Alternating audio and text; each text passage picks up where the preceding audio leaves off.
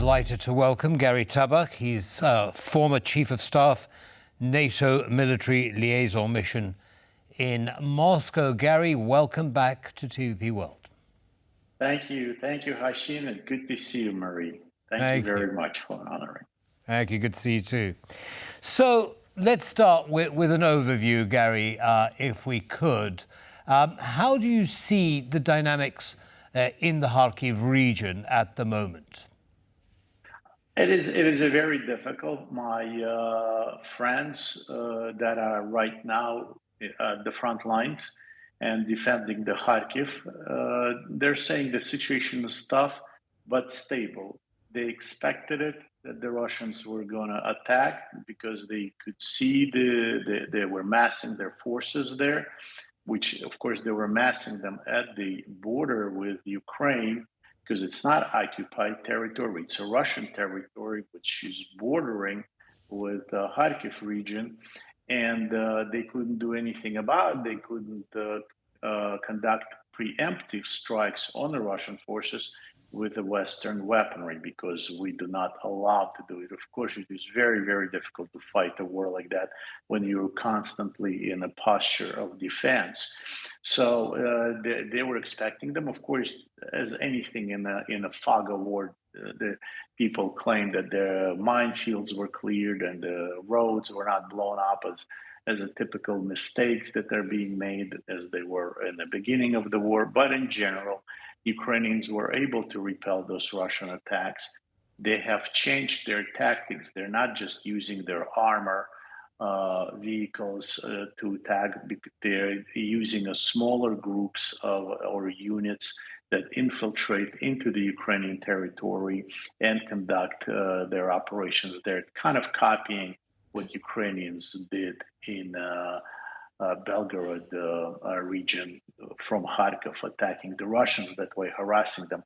But it is very difficult when the Ukrainians have to fight with one hand tied behind their back, not allowed to use TACMs and other weaponry to have a preemptive strikes on the Russians once they start collecting and massing and for creating formations to attack Ukrainians. So Ukrainians are being brave, but again, they're short of weaponry, they're short of manpower in comparison to what the Russians are able to gather. Well, some positive developments, I suppose, for the end of this week. President Zelensky says that for the first time in a very, very long time, Ukrainian brigades have reported no lack of artillery shells, which is, quite unusual to hear, which would suggest that perhaps all the initiatives, especially the Czech ammunition initiative, perhaps is kicking in, although, details of that are very limited. And we also hear from President Putin that as for Kharkiv, there are no plans to take over, but obviously, we have to take everything that he says with a pinch of salt. The situation has stabilized. We've also had Antony Blinken visit, although we've heard from our correspondent that the impressions and comments have been mixed. Is it possible that we can end this week on a slightly positive note for Ukraine and all this devastation? Well, it's always a positive note with Ukrainians because they were given by all of our intelligence forces and all of our leaders, free world leaders, they were given 3 days.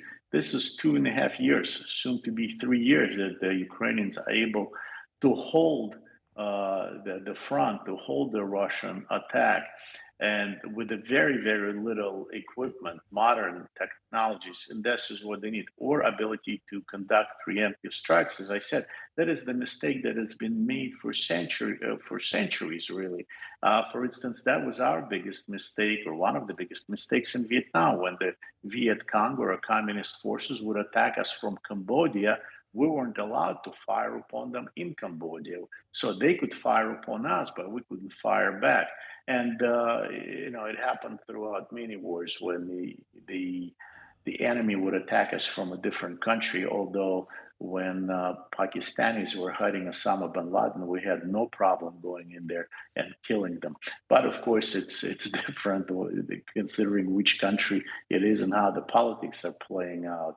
But yes, it is good news that the Ukrainians are getting now more shells and more artillery pieces. But again, we need to demand more. Ukrainians will not be able to push the Russians back without superiority in the air, without having a superiority in the drones, such as Predators and, again, aircraft like F-16s and modern technologies, because the Russian force is just way overwhelming.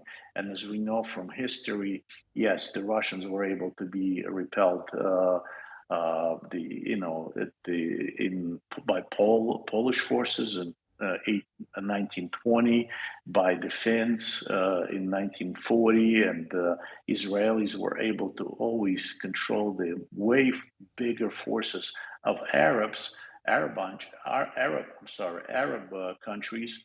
But that is also because of high motivation, professionalism, dedication, patriotism, and most importantly, superior weaponry. Ukrainians need superior weaponry. Well, you say weaponry, but perhaps you could weigh in on this, because you say dedication and motivation, and these are all, human qualities. It's all good, yeah. These are all human qualities. But one of the big issues, which I think are a little bit taboo, is that of the manpower. Ukraine lacks manpower, and there has been this new mobilization legislation which still isn't bearing any fruits, really. And at the end of the day, Ukraine really does need that manpower, along with, obviously, all the military supports. How long before this legislation actually kicks in do you think it will be effective? Because there is obviously a lot of commentary, especially from US military officials, that 25 is still, quite high when you speak of age. Really we should be looking at 18, 19. And really, how long will it be before, we have to look beyond Ukrainian men? I'm talking about NATO troops. Well, it's hard for me to predict future, but you're absolutely correct, Marie, that all this dedication and bravery and bravado, it's not, and patriotism, it's not good if you're dead. So the most important thing is again the modern weaponry that Ukrainians lack. They can probably recruit or mobilize 200, 300, 500,000 men, but what will they do with them? Just make a march at the parade grounds or dress rehearsals? You need to train that man. And that costs money. And that costs money, and there are a lot of, and you take this man out of the economy, which is badly damaged in Ukraine. And you have to educate them, you have to train them. Today, modern world of war is not as simple as it used to be, where you just put the gun, you stand in line, bayonets fixed, one step forward, fire. And today it has to be trained, motivated, educated young people who know how to operate that type of equipment, which take times to train.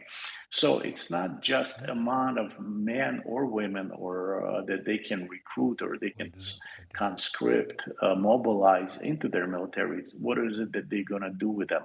And for that, they need our help. They need to train those troops, maybe in Poland, maybe by the Brits, by the Germans, by the United States. We all have strength in different areas, and I'll help them to do that. But I don't not think that Ukrainians require just yet NATO forces on their ground.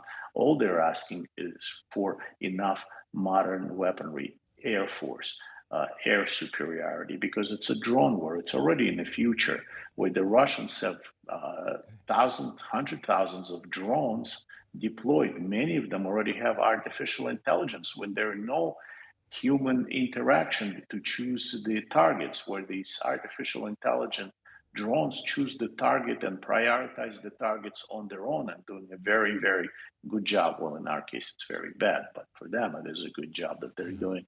So it is a very combination. It's a combination of a hybrid and asymmetrical warfare.